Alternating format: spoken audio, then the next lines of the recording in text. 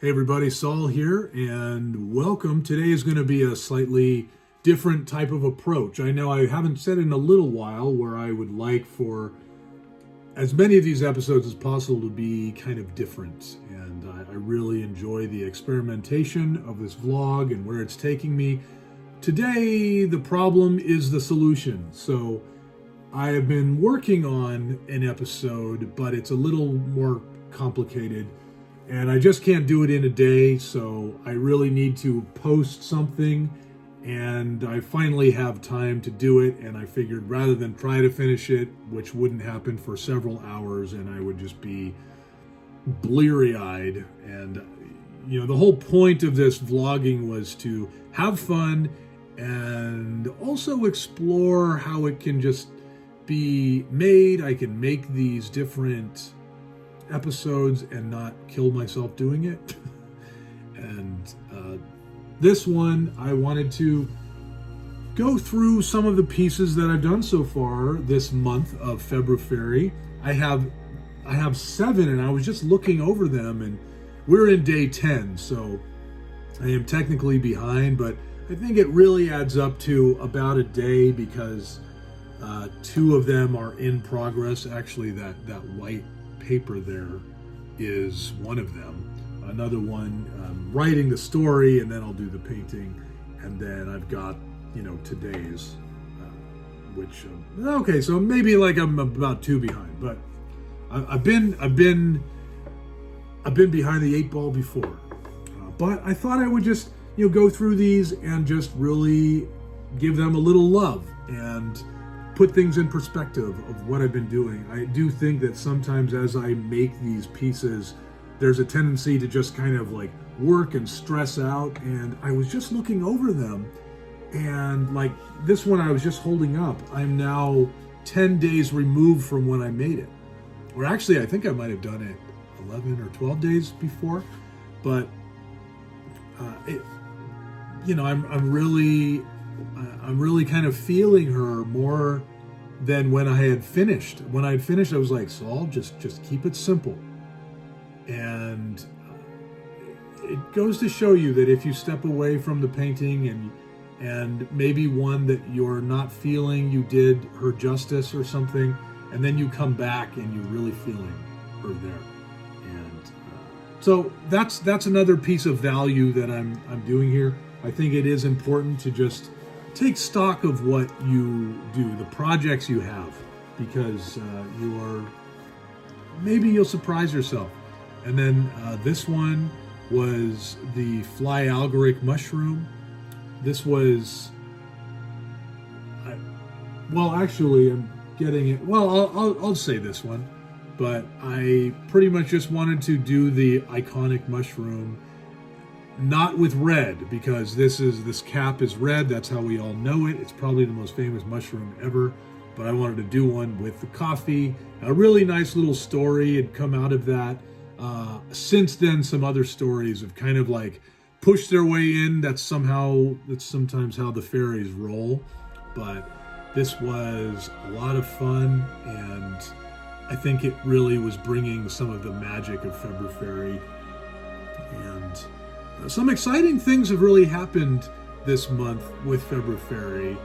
I love this paper, which I've been talking about in the previous videos, but it has changed how I do the coffee stains. Paper can really, your canvas is a big factor, what you do. But yeah, this one was pretty fun. We've got this elf. The challenge was fly algoric elf. And so I found this guy under this mushroom, and he's got his little knitting needles, and he's creating something, and he does it by the light of the fly algoric mushroom. I came upon this guy in a redwood forest one night, and it was pretty wild. Can you imagine? You come up on this mushroom and you see him like a lampshade, and didn't know they could do that, but the elves make them do it. It's a beautiful thing. This was technically the first in the challenge, even though I did my own with the fairy. I do like to start with just a, perennial magical fairy with wings in some way. kind of my February tradition. But this was The Holly King, which is a story that I just really enjoyed writing with the handwriting. Actually, this is one of the biggest game changers for me that happened. And I just want to say deadlines matter, especially when you're doing art projects for yourself, because I spent many years telling myself to do some art and I would spend years before I would pick up a pen. This is how I had my drought of art, and this is why I'm so big on deadlines and making projects in Ghost in the Gaslight, because when you just put yourself under the knife, as it were, there are just amazing things you come up with. And every challenge I've done that, I have surprised or inspired myself to do something. And with this one, it's wild. I was listening to this episode on Rogan with Quentin Tarantino, and Quentin Tarantino made this one remark. You know, sometimes you listen to a whole podcast and there's like this one thing, the whole thing had value, but this one thing will come up that just is going to be with me for the rest of my life. And here's what he said, because they were talking about their writing styles. Roger Avery and Rogan and Tarantino, all writers, and they were all saying what they do. And Rogan, he types, and that's what I've been doing. And I'm not sure if Roger Avery does handwriting, but Quentin Tarantino just went hard. He went bullish for handwriting. He said, the pen is the antenna to God, which I thought was a very beautiful, eloquent way of saying that. But then I thought, you know, I've been doing my One Shitty Page every morning, where I take the little book and I just, while I am raw, I write down just a page of my thoughts. Maybe there's a dream or something. And I've been really good with that. And I'm getting a lot of morale to do that. And so then I thought, well, why don't I try that? I'm already doing the One Shitty Page. Because Brenda Turner, who actually first turned me on to the One Shitty Page, her channel is great, by the way, she was saying, then do the One Perfect Page, which I've been kind of working up to. And the One Perfect Page, the idea behind that is, if you do your one perfect page every day, this is going to lead you to even more success in what you do. Because if you're an entrepreneur and a writer, check. What you're doing is you're giving yourself this piece of time every day to make sure you at least have a page of dynamite copy or a story, what have you. And so I started trying that with this story. And I thought, hey, I'm going to write, I'll just get to a page on my legal pad. Legal pad, it's like 8 by 11 or whatever, standard size. And I couldn't stop writing the story. I think it was about 4 pages long or longer. And actually, I remember I had written some paragraphs in my writing app, my Evernote. And then I was like, well, yeah, let me just continue the story and see what happens. So I think I had about a page and a half already in the writing app, and it was like kind of pulling teeth trying to come up with inspiration. And once I did this, it just started flowing. And I was like, well, that's peculiar. Why is that happening? And look at this. This is a very simple sketch. A lot of times, how I've been writing is the longer it takes, the more complex it is, the more ideas I have for writing. But this one, I had already written 2 years ago something in the world of this very same myth. And that painting was very complicated. And I thought, I've got to outdo that. That's what I always think. I'm competing with myself. But I was just totally blocked and feeling all the pressure when I was typing it. Well, wow, when I put pen to paper, it just came out of me. It was crazy. And then I had kind of tried that again, and it wasn't quite happening. But then I started doing some diagnostics and thinking, well, wait, was I sleep deprived? Did I have time? I still have the vlog to do, and this all started to make sense. So then I got to, actually, I'll just jump ahead. This is the one that's tripping me up. It's a pretty, I think I like the composition of it. It's pretty much this mysterious woman in this water. These are the Gragathanon, and they are essentially Welsh, mischievous, malicious fairies that live under lakes, underwater in the lakes. Anyways, I decided to decided to do a perfect page for this too. And I did it this morning. Wow. 7 pages. It was like, I just can't believe what writing in the pen does. So this is huge, and I'd like to thank the muses and the fairies for doing this. I've been writing, I've written hundreds of stories, hundreds of little stories, and they were always typed. And I was finding all these ways to inspire myself with typing. Go back to the painting, you're getting too mental. Now you've got it. Or go do some research, look this up. Now you've got something else. But wow, I just took this pen with a legal pad, and yeah, thanks, Pops.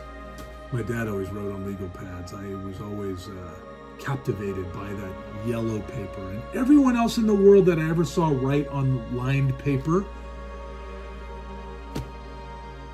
it was always white. I have never seen really anybody else use a legal pad, so there's magic in that. It's warm, but I can't shake the feeling that you had something to do with that. So thank you, Dad. Thank you. Going back in order, this was an imp, and I wanted to play with, coffee stains and a portrait.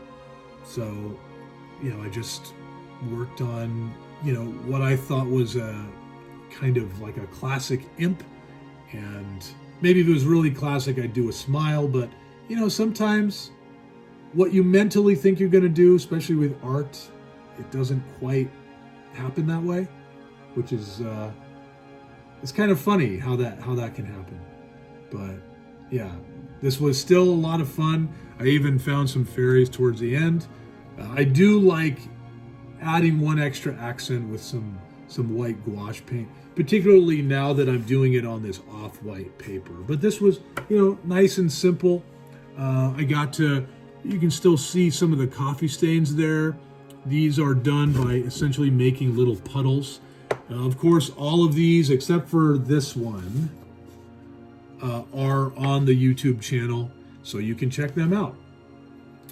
This one is about to be, but she was so much work. Her very cool story that I need to give it the time that it deserves. So, yeah, very, very exciting. And then, oh man, and this one done in like no fountain pen at all. All the other ones I've shown you have had some assistance with fountain pen. Like, for instance, look at this. See? There is pen in there. And this one, it was very simple, but the pen was really making the definition. But I do love the coffee stains with the water, and it's just almost like an abstract piece, and the gouache assisting there. And then this one was pretty much a fountain pen sketch with just a little bit of coffee for definition. And then this one also relied on the fountain pen. You see that? Right? And then of course the first one. Okay, so this needed a little bit of that 3D stuff. And then we come to this one. No fountain pen at all. It was just really cool to challenge myself and go, hey, can you do this? You've really been relying on the fountain pen, and coffee is very unruly. It dries unpredictably. Watercolor is just like so easy after you do coffee. And also ink painting and all of that. But with this one, I just love the way I was able to get the dark values, which is very difficult with coffee. Because when it dries lighter, but I just kept adding onto the dark. When it was done, I really used the hairdryer. And then, obviously for the wings, the gouache really punched through those darker shadows. If you want your shadows to come out darker, really try to make sure you've got some bright light. That's the contrast. Contrast is key. And even the way the branches went, I only had 2 different shades of coffee. I'm almost thinking maybe I'll do a 3rd shade, but we'll see. But once I started adding the white with the gouaches, it really just started to explode, and I really got a sense of light, this eerie, almost moonlight happening. And this is a type of fairy that you do not want to cross, that you don't want anywhere near you. I'm not even going to say the name, but I made a whole video about it. You should totally check it out. And yeah, really just love how this one turned out. There's just something so just kind of simple and eerie and emotional. I feel things when I see this, and to think it's all coffee stains. It truly is the art of coffee stains. And yeah, I just love this one. Plus, it's almost like I can just feel her floating, like, ooh. But yeah, so I have this one. Really proud of this. This came after that fairy. So I had worked on the art of coffee stains and everything, and then I felt like with this one, because I was falling behind, and there was the gnome and the nymph, which I talk about this in the video. I basically did a 2-for-1 so that I could get back on track. But it also was a really beguiling scene to just have them meeting in this natural place, this thicket, this grove or meadow. And here they are just, coexisting, and they just both seem like they are in place in nature. And I really wanted to just go back to a favorite influence of mine, of Arthur Rackham, where he really gets into the fountain pen drawing, and then he starts to build up the paints very subtly. Now, I'm just using 2 different colors of coffee, so I wouldn't say it's totally subtle, but the ink is really doing all the work on this, and just loved how I feel like they both have 2 opposite characteristics. I really made him more shaded with pen, because I want to bring out a little more of that austere, like almost masculinity side. He's in the masculine world, and then she's more in the feminine world, so I wanted to make her shaded a bit more with coffee. And then there's some accents of shading with the black. But I didn't want to go too much with the coffee, because I did want them to feel like they're in the same world and that it is the same painting. But it was really fun to experiment with all these different textures and to find. It amazes me, and I do so much with ink anyway, and a lot of times I do ink without coffee, but it amazes me what I can accomplish in terms of telling a story of light and shadow with ink. That is just always just, if I have this great payoff between like a light part and then a dark part, and it's so affirming what you can do with ink. I always just love that point where, okay, I've done the pencil sketch and everything, and I really try these days not to make the pencil sketch too complicated. because I really want to put the risk into the ink. And I just love how there are just times where I think it is done. This ink is not going to work. I've ruined it. I've passed the point of no return. And then something starts to happen. And it starts to look great. And I think one of the most gratifying things about that, the more and more that it keeps happening, is that I had to have faith in myself. I had an initial plan that I think this could look good. I can't quite see it fully, but I think this can look good. And I don't have the ability to just do exactly what's going to be in my head. So I don't really know how it's going to turn out. But I just take that leap, and then lo and behold, it's there for me. And I can't believe the magic that comes forth for that. It just happens more often than it doesn't. It's rare that it doesn't. But it was really fun to just kind of go, hey, you know what? I'm going to see what I'm made of. I'm going to do an ink piece, and I'm going to go all out with the ink, and then the coffee will just be an accent. I don't want to do an ink sketch. I want to do like an ink drawing. I want to focus a little more on precision. So it wasn't like, say, with this one, it was all about kind of the sketch, and it just had this beautiful vibe to it. And it was just simple. I really wanted to just start the challenge from a fun place. But you see, they're just kind of more sketch lines. Whereas this, it's a little more fleshed out. There is a sense of sketch to it, but this one is much more like worked on and planned out. I wanted to get the proximity of the two figures. It's always a challenge when you have two figures in a piece. And this is no different. In this video, you'll see I even changed like the placement of his hands as I'm doing it. It was a lot of like kind of choreographing or directing these two. And then this one, I wanted to get her kind of proximity to her elbows, hands, and then getting her, this kind of playful look with her legs. I'm telling a story of a playful nature, a sweet, beautiful nature with her.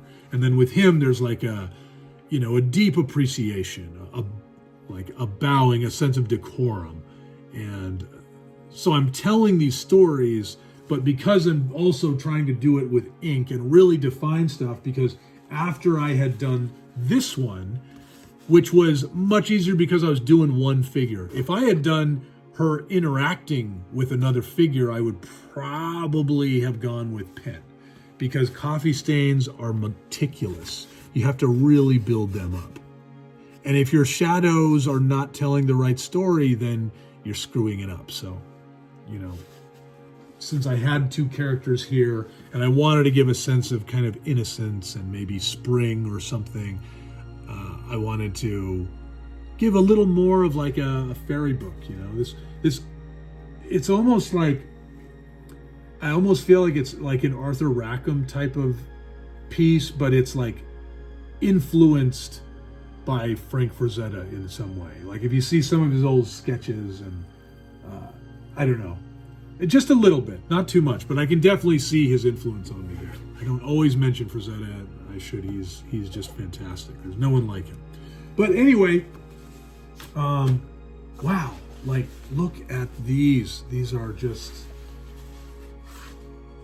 I'm so excited. I really feel like I'm really feeling the journey kicking in, and that's just, it's a beautiful thing, and it's an important thing to just like keep checking in, and just you look up and see, oh, I don't have too much like up there left to go, which is wonderful, as opposed to don't look down too much when you're climbing, so but nose to the grindstone. I am excited to be doing some more, and I can't wait to share the story of the Gragath Anun, who are known as the wives of the underworld. And this was a fun little drawing. It's simple. I got to work with coffee stains. I got to play with water, hair, a little bit of the dipping fountain pen, and coffee. Just love it. I can smell it. I've got all this open coffee here. It's just, oh, it's divine. But yeah, so that'll be coming out. It should be coming out tomorrow. Hopefully it's in the early part of the day. And yeah, thanks for, I hope you got a little something out of this. And make sure that you are subscribed to the channel, like the video, leave me a comment. Always appreciate that. Thank you so much for the comments, guys. I really appreciate it. I've asked you, and you are delivering. It means so much. I love to hear your thoughts on these things. And of course, sign up to the inbox of Curiosities so that as it starts up again, which will be pretty much after these are done, because I'm doing these and the vlog, it's a lot, but you'll get just wonderful updates. And of course, the Substack. This story that I was talking about is going to be on my Substack, and you can give it a read and enjoy. Okay, well, that's enough for me. I'm Saul. This is where the happily haunted are. Take care, you beautiful haunted romantics. All right, well, I'm Saul. This is where the happily haunted are. Take care, you beautiful haunted romantics.